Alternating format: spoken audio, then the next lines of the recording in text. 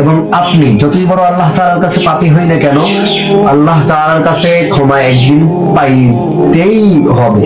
আল্লাহ তাআলার কাছে দোয়া করে করে করে করে আল্লাহ তাআলার কাছ থেকে একদিন না একদিন আমার আপনার ক্ষমা চাইতে হবে। কারণ আপনি আপনার জীবদ্দশায় যতগুলো সেজদা করলেন, যতগুলো আপনি আল্লাহ তাআলা এবং রবের কাছে সেজদা করলেন, আপনার জীবদ্দশায় যতগুলো সেজদা করলেন, প্রত্যেকটা সেজদা তো আল্লাহ তাআলার কাছে বেটার এবং আল্লাহ তাআলার কাছে কবুল হবে না। বরঞ্চ এই আপনার জীবদ্দশার ভিতর এই একটা সেজদা যদি আল্লাহ তাআলার কাছে কবুল করাতে পারেন, তাহলে আমার আপনার জন্য ফাদখুলি ফি ইবাদি ওয়াদখুলি জান্নাতি, আমার আপনার জন্য নিশ্চয় জান্নাতটা আমার জন্য আপনার জন্য চিরস্থায়ী হবে। কারণ দেখেন, আপনি একটা জিনিস খেয়াল করে দেখবেন, যখন একটা ব্যক্তি মারা যায় তখন তার সমস্ত আমল নামা বন্ধ হয়ে যায়, সমস্ত আমল করা বন্ধ হয়ে যায়। এই জন্য উর্দুতে একটা প্রবাদ আছে, আজকা কাম তারপর না ডাল, আজকের কাজ আগামীকালের জন্য রেখে দিও না। এই জন্য দেখবেন একটা জিনিস খেয়াল করে, আমার আপনার যতক্ষণ পর্যন্ত নিঃশ্বাসটা চলে, আপনি আপনার অনুভূতিটা যার কাছে প্রকাশ করবেন, আপনার মনের ফিলটা যার কাছে প্রকাশ করবেন বা আপনি যে জিনিসটা নিয়ে ফোকাস করেন, সেই জিনিসটা নিয়ে কিন্তু আমি ফোকাস করতে পারবো না। আপনি আপনার অনুভূতিটা একজনের কাছে প্রকাশ করতেছেন, সেই অনুভূতিটা যদি আমি শুনে অন্য ব্যক্তিকে বা আপনার ফ্রেন্ডকে, আপনি যার সাথে ফ্রেন্ডশিপ করেছেন, তাকে যদি প্রকাশ করি, আমি আপনার মতো বোঝাইতে পারবো না। এই জন্য আপনি যখন মারা যাবেন, আপনার সমস্ত আমল নামাগুলো বন্ধ হয়ে যাবে।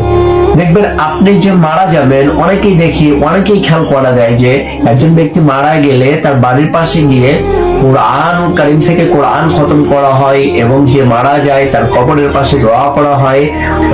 অন্য ব্যক্তিরা এসে তার মাধ্যমে দোয়া চায় যে আল্লাহ তাআলা থেকে যেন জান্নাতবাসী করুন। এটা খারাপ না, এটা একটা ভালো কাজ, সেই ব্যক্তির জন্য বেটার কাজ। কিন্তু এই দোয়ার কোনো গ্যারান্টি নাই। আপনি যতই বড় পাপী হয়েছেন না কেন, এই দোয়ার কোনো গ্যারান্টি নাই। কারণ আপনার কাজটা আমি যে করে দেব, এর ভিতর ভুল হতে পারে কি হতে পারে না, অবশ্যই হতে পারে।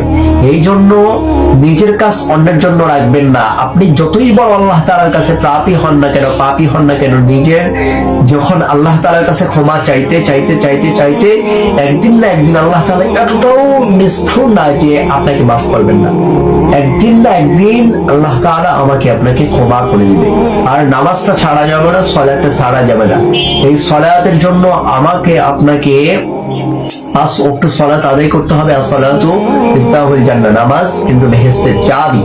অর্থাৎ যতই বড় আপনি পাপী হন, গুনাহগার বান্দা হন, কবিরা সগীরা গুনাহের ভিতর লিপ্ত ছিলেন, আপনার মনের ভিতরে এখন একটা অনুভূতি বা ফোকাস করতেছেন নামাজের দিকে, কিন্তু আপনাকে শয়তান অন্যদিকে নিয়ে যাচ্ছে। লা তাখুযুহু সিনাতুন ওয়ালা নাওম, যেরকম ভাবে আল্লাহ তাআলা কোরআনুল কারীমের ভিতর বলে দিয়েছেন, আমার ঘুমও আসে না, তন্দ্রাও আসে না, ঘুমের আগে যে ভাবটা আছে, ভঙ্গিমা আছে, সেটাও আমার আসে না। আল্লাহ তাআলা পুরো পৃথিবীটা দেখেন, তিনি কারো মোকাবেক্ষী নয়, বরং আমরা তার মোকাবেক্ষী। এই জন্য আল্লাহ তাআলার নামাজ অর্থাৎ সালাতটা ছাড়া যাবে না। এটা নামাজ বেহেশতের চাবি। এই চাবিকে আপনাকে চকচকা বানাতে হবে, চিকচিক বানাতে হবে। এই জন্য বানাতে হলে কি করতে হবে? আল্লাহ তাআলার কাছে বেশি বেশি ক্ষমা চাইতে হবে। আর ক্ষমা চাওয়ার মাধ্যম হলো সালাত অর্থাৎ নামাজ। যে বেশি নামাজ করতে পারবে, সালাত আদায় করতে পারবে, সে জান্নাতি হতে পারবে, নিশ্চয় সে জান্নাতি হতে পারবে। এই জন্য আপনি যতই বড় পাপী হয়েছেন না কেন, আপনার সারা জীবন ইবাদত করার পরে শেষ বয়সে আপনি এসে খারাপ কাজ করার পরে আপনার মরার আগ দিয়ে মৃত্যুর আগ দিয়ে আপনি চিন্তা ভাবনা করতেছেন যে আমি তো এতদিন আল্লাহ তাআলার কাছে এরকম করেছি, আবার নামাজটা ধরি, আল্লাহ তাআলার কাছে দোয়া করে, সেই হচ্ছে আল্লাহ তাআলার কাছে উত্তম ব্যক্তি। আর যেই ব্যক্তি সারা জীবন ইবাদত করে এসে শেষ বেলায় এসে শয়তানের ধোঁকাতে পড়ে, শয়তানের দরবারে চলে গেল, সেই ব্যক্তি আল্লাহ তাআলার কাছে হচ্ছে নিরুপায় এবং নিষ্কাশিত, সেই ব্যক্তি হচ্ছে আল্লাহ তাআলার কাছে খারাপ ব্যক্তি। এই জন্য আপনাকে খেয়াল করতে হবে, আল্লাহ তাআলার কাছে বেশি বেশি করে ক্ষমা চাইতে হবে। তাহলে ইনশাআল্লাহ তাআলা আমার আপনার জন্য নিশ্চয় জান্নাত অপেক্ষা করতেছে।